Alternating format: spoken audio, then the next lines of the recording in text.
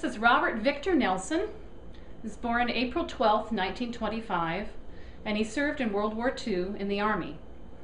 He achieved the rank of Tech Sergeant, 4th grade, and today's date is July 19th, 2013. We're here in Portland, Oregon in Dad's apartment. My name is Becky Hedman, and I'm Robert's youngest daughter. And this interview is being conducted for the Veterans History Project at the Library of Congress. Okay, Dad. Let's start with a little bit about your growing up years. Can you tell us where and when you were born? I was born in Boise, Idaho, Okay. 1925. All right. And what about your family? Like your parents, what they did, and if you had any brothers or sisters? My dad was an auto mechanic, and mother was a housewife. And I had three sisters that came along about 5 years apart. All right. What were their names? Beverly Mm-hmm. was the first one born in 1929. And the next one was in 1936. And the other one, Teresa, that must have been 5 years later. I forget that date. Okay. What were you doing before you entered the Army? I was just a student, had just finished graduating from a high school the last of May in '43. Okay. And were there other family members that served in the military? Yes, I had a cousin who was killed at D-Day. And What was his name? his name was Jimmy. Okay. Jimmy Nelson? Jimmy Nelson. Oh. And he had two brothers. I don't remember the younger one being in a particular military part of the service, but he must have, because he died at the VA hospital. Huh. And oh yes, and then I had another cousin, two cousins. Yeah, this was Martin, went into the Navy. And Kenneth, too?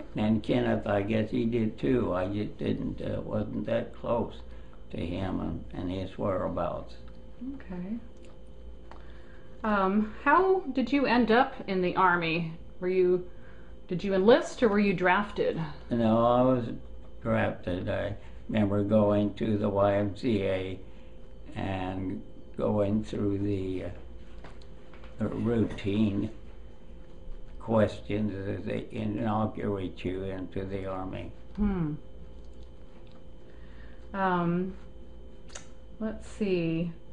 So what was that like for you when, do you remember the day that you went down there and actually headed off to basic training? Well, it was the 26th of August that I was sworn in, and it had to have been very soon, a day or two, I'm sure, that I got on the train and went down to Fort Douglas, Salt Lake City for my basic training.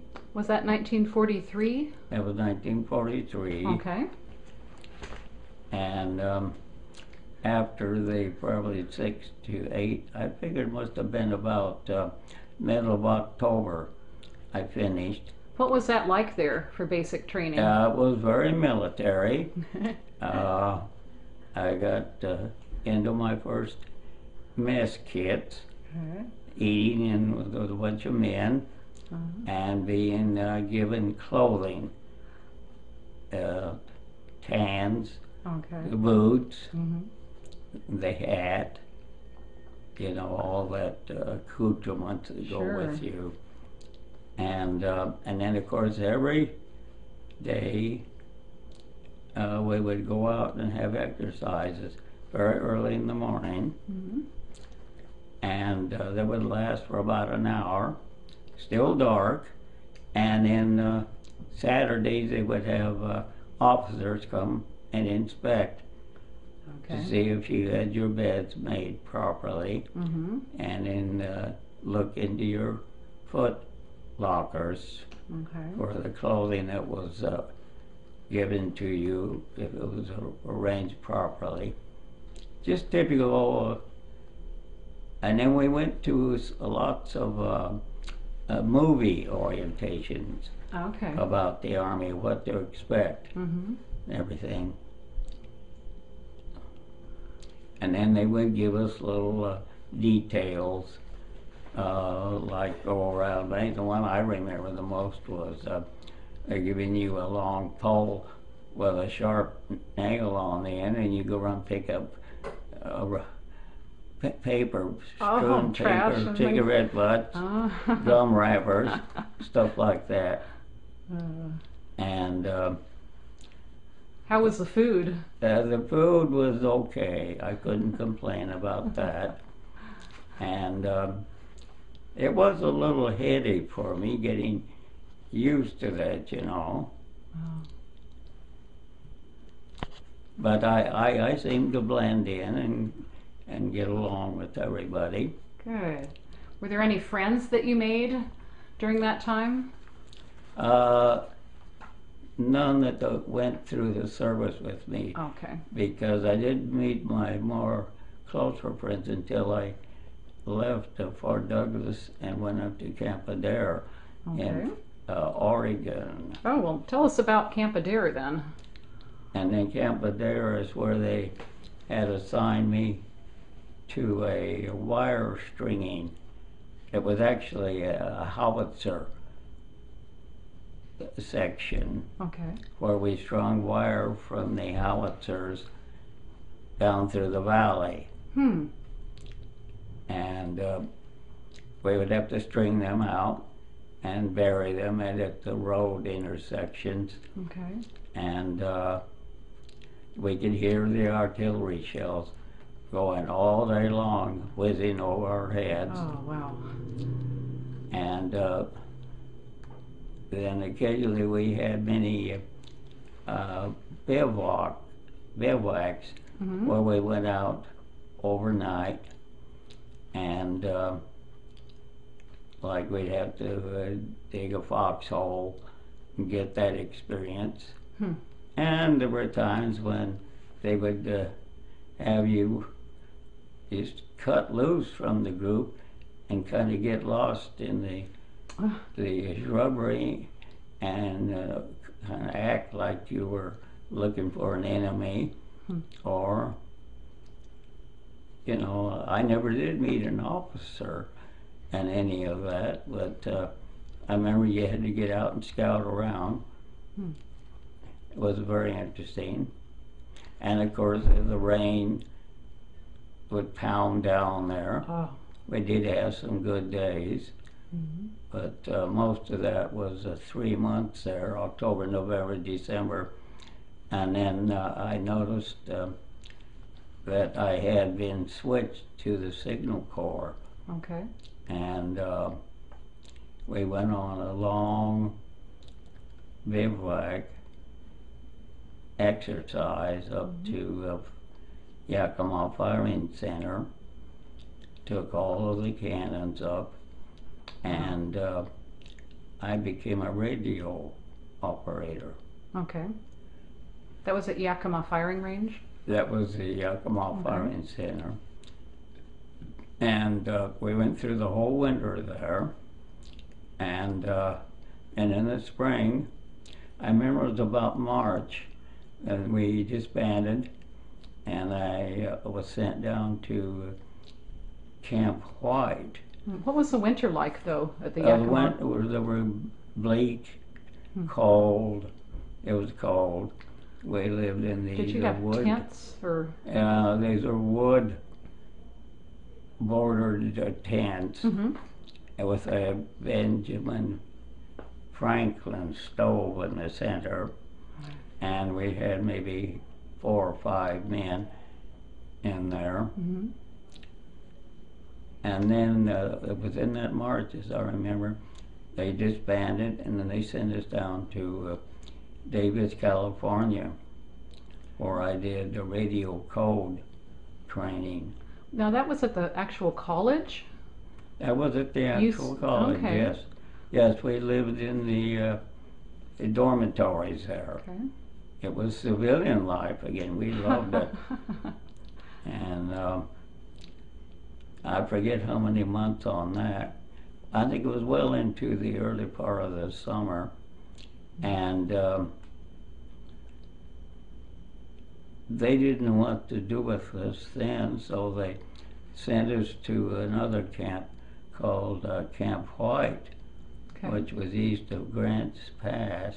Mm-hmm. And it seemed to be a mobilization camp where they would just gather a bunch of men and wonder what to do with them, or try to place them, see where they were needed throughout the world in this war that was going on. Sure. And from there, they shipped me back to Joplin, Missouri for radio type Okay. instruction. Now, were you with the 70th Division throughout that time? No, or when I did that- had pulled away from that. When were you with the 70th? Well, that was from the beginning. Oh, okay. From the beginning. Yeah, it was. From your It basic was training? up till that December when we went to Yakima Firing Center. Oh, so your time at Camp Adair Yeah, was we with the kind of 70th. broke Got it. off, and I remember that the howitzer part of 70th Division Yes. went to Italy, Okay. and I went on to further training. Okay. So your last training spot was near Bend? Camp So White, that was is that? just a waiting there, you Oh, know, okay. and then they sent us to Camp Crowder, and then I had to go to school for the radio teletype, Okay. and then that went through the winter, and then that was clear up to late winter, I mean, before December, because you see, they sent us by train to Port Chicago. That's where we left on ship Okay. on the last day of December 1944, Okay. Oh, and went to the Pacific. all right. Before you talk a little bit more about the ship, you shared an experience with me about kind of the last test for you as a soldier, where you had to go through this field and they had barbed wire. Oh yes, that was. Can you describe that?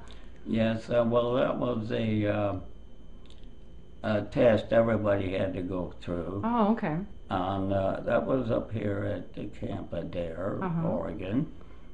And yes, everybody had to go through this test where you had to go climb over a moat and go upwards on a muddy hill that was covered with barbed wire and little puddles of water and mud that they would blow up every now and then. And they were firing over your head the BAR machine gun shells. Oh, wow. And it was kind of scary. And I remember I made it though, and you just hugged the ground and kept going, and hoped you didn't get hung up on barbed wire. And no, I made it through with flying colors. Good. And they had lots of forced 20-mile marches there too to get your bodies in shape for the grueling business of war wherever we were going to go. So back to San Francisco Harbor. Yeah, so that was, so then we ended up at the Port Chicago and waited around, I think it was a couple of weeks, and then the next thing we know, we're on getting ready and get on board this transport ship, the A.E. Anderson. Okay. And I think I had a couple weeks. You know, I went down to the international date line, and then we went past some of the war-torn islands of Guadalcanal. What about when you were first leaving San Francisco Harbor? Do you have memories of that? Yes, I do, because I was out on deck Mm-hmm. at around midnight. December 31st, so New And Year's Eve. yes, you could see, we went under the Golden Gate Yes. Bridge, and you could see the lights of San Francisco fading Yes. and going away. And we were getting into the darker part of the Pacific Ocean. What were your thoughts at that point? Well, you just wondered, you know, if you would ever come back again and see that city under peaceful conditions. Yeah. And everybody was, we ended up down on the hold, and I got along with everybody. We would eat on the mess deck there. That was my first experience eating on a ship. How'd you do on the ship? Well, I did well. I was surprised that the tools, the utensils that we ate out of had to be practically screwed down because of the ship going up and down all the time. Did you ever get seasick? Oh yes, I did. Everybody got seasick, Oh. and yes, yeah, it was a little scary because it was always kind of dark down there, and you lacked real fresh air, but they had air conditioners that went. So where did that transport ship take you? Well, first they went to New Guinea, and Finchhaven was the name of it, and we sat out in the harbor a ways from shore for probably a week, I think. And they made communication back and forth with the company there, and they said, "Oh gosh, we don't know what to do with you." And so we thought, "Oh yeah, typical foul up of military again." And so they said, "Well, go around the horn of go over and stop at Hollandia." Okay. And because what they planned us to do was to take on soldiers who had been healing up after the battle in Leyte. So then at Hollandia you did take on board Yes, soldiers? Okay. I remember they put down a gangplank. Plank. I never did get out on the Dutch shore in Hollandia, but I used to sit there on the side of inside the ship and watch the soldiers come back on board that had been injured in that fight. So after Hollandia, where did your ship take you? So then they decided, well, we know where we're going to put you. They said, go to Leyte Harbor. And that was being raided of Japanese forces by MacArthur about the middle of January, I guess it was. And so, yes, he went on to Manila. Okay. But we stayed there. How did you get on shore? We went over the ship on the netting, just like the regular fighters did. But we were not fighting, although we had guns and packs ready to. Yes. What did you see on the shore there when you All we saw, there was some natives Mm-hmm. and the palm trees, and we saw the coconuts. Huh. And the first thing the guy did was ask some of the Filipinos to climb up and get us some coconuts and open them up. And then we set up a little camp there, barrels of water for showers. Okay. And I remember eating my first C rations and K rations there. Oh, okay. And we must have been there for, I don't know, 8 to 10 days. And then they said, we're going to go late at night now with a caravan of vehicles to the capital. And that's where we're going to set up our base. To Manila then. Huh? Is that no, the capital? no, this was a late day capital. Oh, Leyte. Oh, got it. On the island. Okay. First island they took back. Sure. And yeah, so they found a place for us to set. They set up a tent for us, right up next to where the natives lived, right up next to the jungle. Wow. And we went busy living that type of life. We would save the big empty shell casings for water. How did you get the water? Rainwater. And then we had to have netting on each of our little camp beds because of the mosquitoes and malaria. Sure. And did you take anything for that? You know, yes, well, we had been taking, when we first got on ship, everyone started taking the Ativan pill for malaria. Every day we all lined up. Yeah. And when we got to shore, then they had what they call Lister bags of water that had been mixed up with Ativan too. Okay. They just made sure you didn't come down with malaria. I never did, and I never knew anyone that did, so it seemed to work. And so then we were busy taking shifts. I began with day shifts, and then I had to take a turn night shifts, which went on probably a month or two. Was that guarding? No, this was working the radio type. Oh, okay. And we were in contact with WWII in cities like Port Moresby and Australia, you know, and for San Francisco. WWII were on the other end. That I had a code for contacting, and then we would run tapes. That's all we did was run tapes.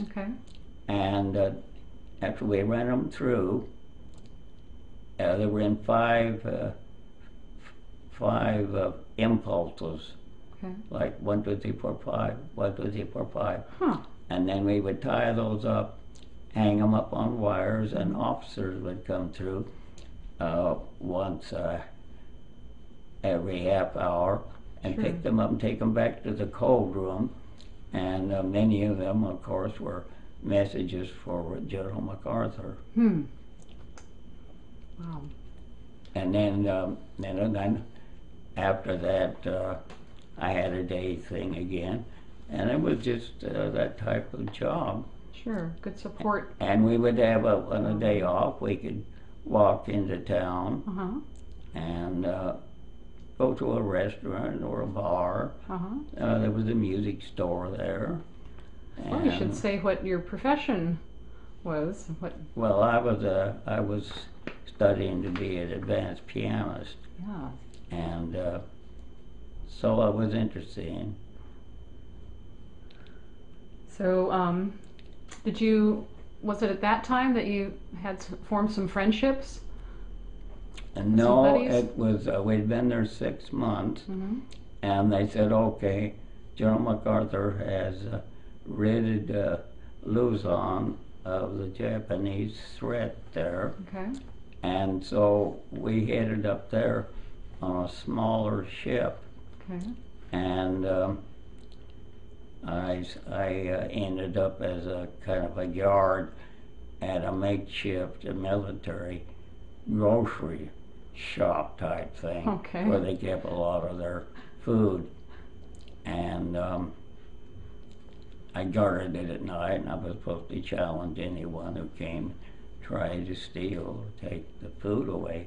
Yeah. And eventually we found ourselves being moved outside of Manila to abandoned officers' quarters we got to take over. Nice. So we were excited about that. We were like living back in the States again. Had a little bar there and everything.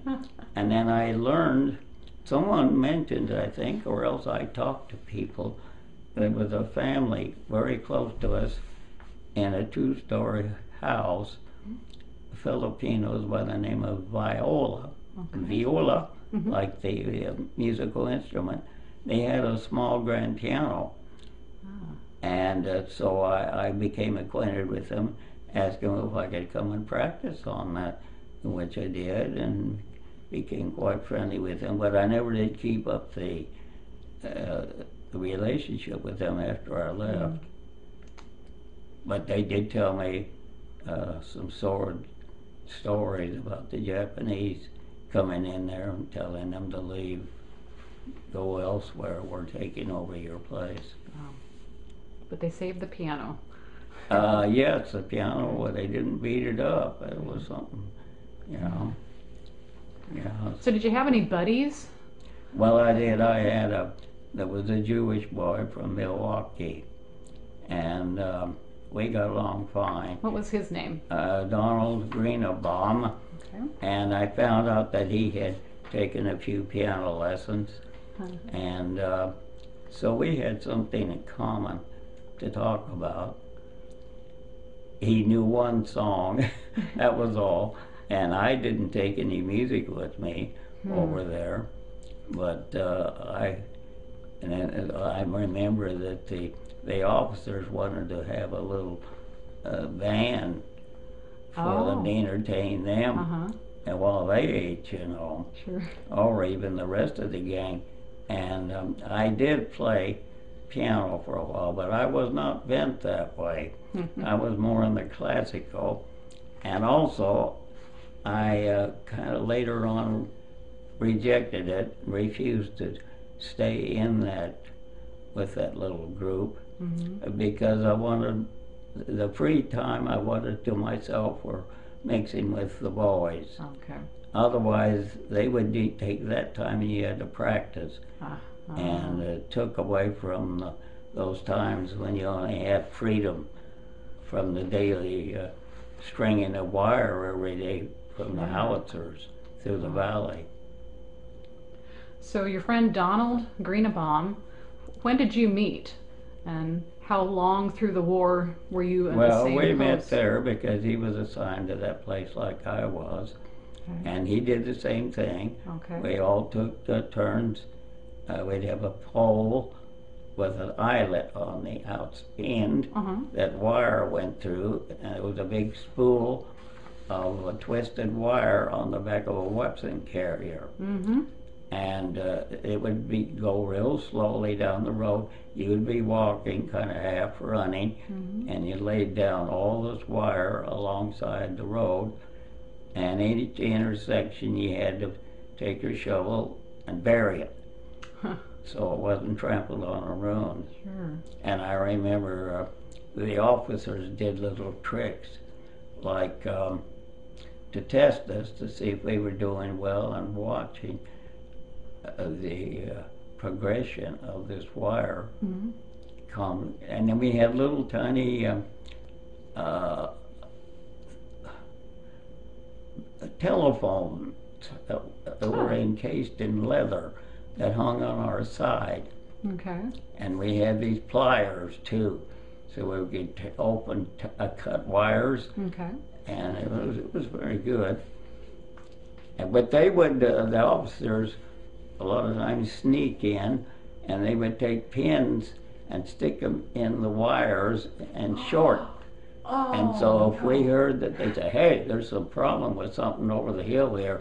What is it? So some guy would have to go through all the wire, and he'd go over there and find this pin sticking in there that they were testing us and challenging us on. You know. So how did you keep in touch with your family back Oh, my Well, friends. everyone had V-mail in those days. It was just one short page, kind of like a film. It was like pictures of a film paper, and you could tell about most of the things you were doing, but you couldn't say where it was, and a lot of it was blotted out by the officers. Everything had to go through their hands, and if you saw one of those, it was it had black marks running through all kinds of stuff in Okay. there. Huh. They had to keep it a secret.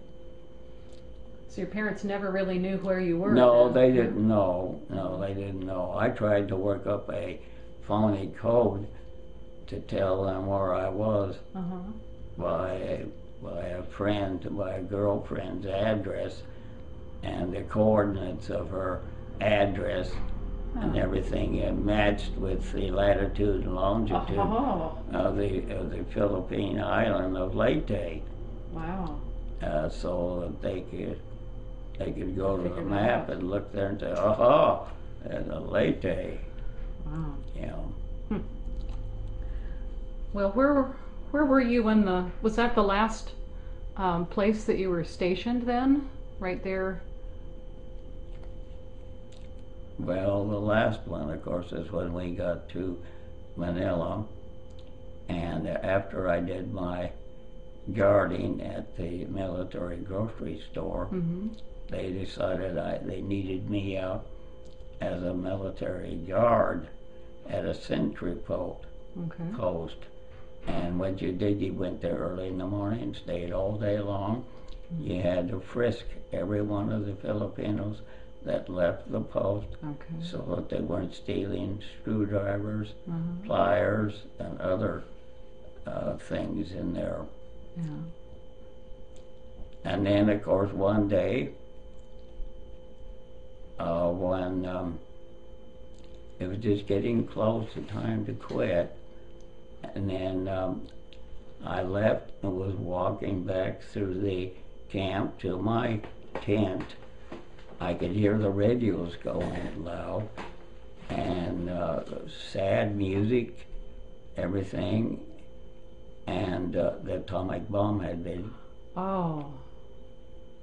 Dropped then. dropped on Nagasaki.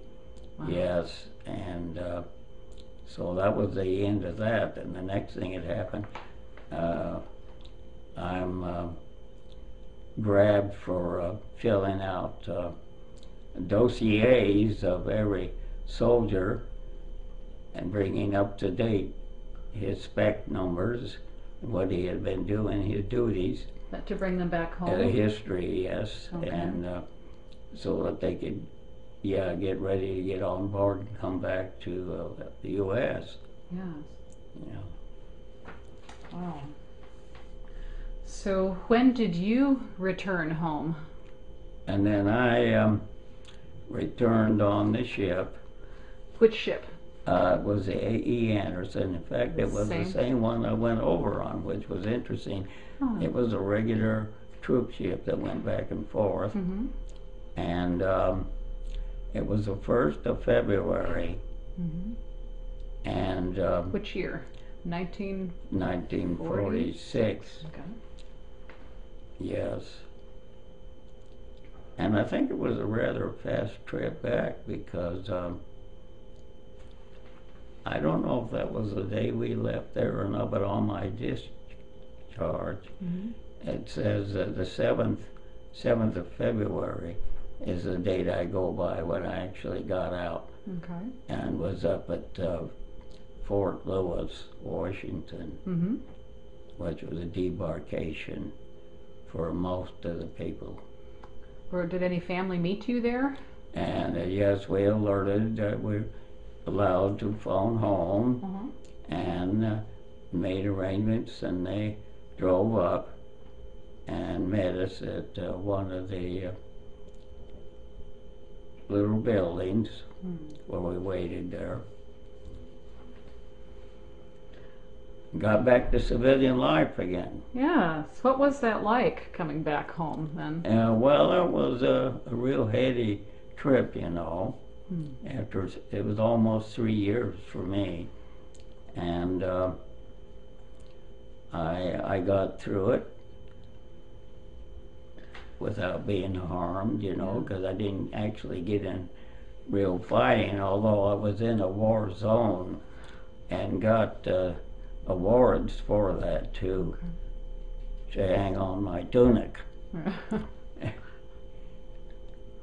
But the other advantage was that the GI Bill kicked in and paid for almost all of my education except for the last semester of my master's degree, which was a good thing. So what did you go on to pursue? What did you get for your bachelor's and master's degrees? Well, then of course I went to the junior college and mainly majored in music and the related subjects that go with that, and graduated to a higher university for my master's degree, and then ended up, I wanted to teach piano in a college, but the one that they assigned me after I got my bachelor's degree, I didn't particularly care for Minot, North Dakota, and I was married and had a little tot at that time, and so I just stayed at home and sought teaching in the public schools. And private teaching, right? Well, I taught bands. Okay. I taught bands, yes. Good. So through the years, did you ever have any contact with your fellow veterans? Anybody? No, there was one fellow that did look me up, and we invited him up for dinner, and he corroborated a lot of the stories about me to Mom, and she was happy over that. You didn't get yourself in trouble then? No, I never did. No. And it was an interesting. What was his name? His name was, I forget his first name, but his last name was Anderson. Okay. He was a Swedish guy, probably first generation, because he had a little bit of an accent.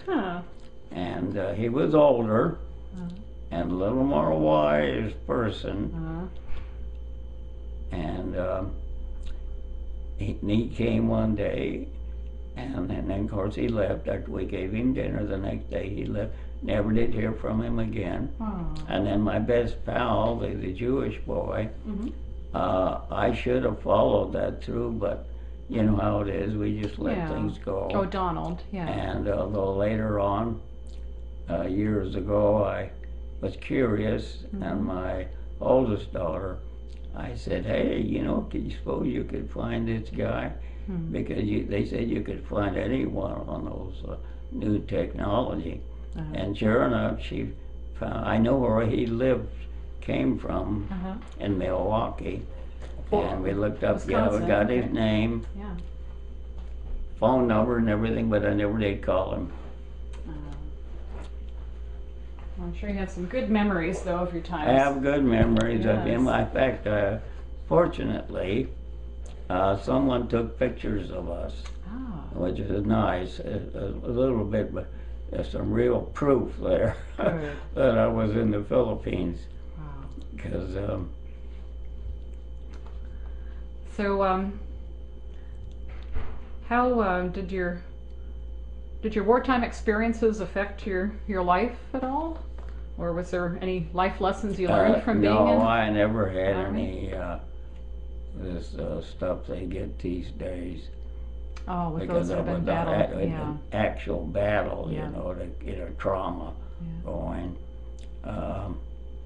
No, I just you soon forgot about it, except I always had a good memory, very good memory of the whole thing. Yeah. Did you ever talk about it growing up? Oh yeah, I talked about it You know, I run into times? people all the time, and the kids, their children say, "Oh, Dad never said a word about her." Oh, Well, some of them went through some horrible yes. battles, Yes. and I guess it left scars on them. But no, mine was all harmless, and one way was just kind of a exhilarating thing for a young kid, you know, Yeah. turning from 18, 19, 22. I remember it was on Leyte before I went to Manila that President Roosevelt died on my birthday, Oh, and then Truman took over. wow. Well, were there any life lessons you learned from being in the military? Well, I don't know, you just get along with different kinds of men in a tent, and I never knew of anyone that was a bad egg. And Worked well together then? yes, we did, Okay. and they were all ages too. There were some older guys in their 40s, which was unusual because most of us were just young guys. Wow. But no, it was always in good health. I never was sick. Well, we're coming to the end of our interview. Is there anything else you'd like to say? No, I guess that's about it. When my daughter moved up here with her family and her work several years ago, she wanted me to come up and stay with them, and so I did. And then, of course, I told her about the Camp Adair, and on one of our trips to the coast, we ran into a road with a sign that says Adair Lane. And so I thought, I bet that's part of that Adair. Yes, and they found out, and she had, with somebody, gone the full length of that, and there was a place there where they had built a sort of a centennial type thing there, and had pictures of where the camp had been. Oh, great. I've got a picture of that now. Good job. And I do occasionally run into some people that were here, and I have one friend of the family that knew where the camp was and everything. Well, and you have a hat now. You want to put this Well, on? yes, and I have a hat, Here you and go. I have one of the patches for our shoulder. Can you tell us the name of that group? That was called Trailblazers. Trailblazers, and it showed an axe head, a red background, and for the 70th Division. Great. Well, let's have you put your hat on here, Dad. Yeah. We're proud of you. Yeah. Okay. Yeah.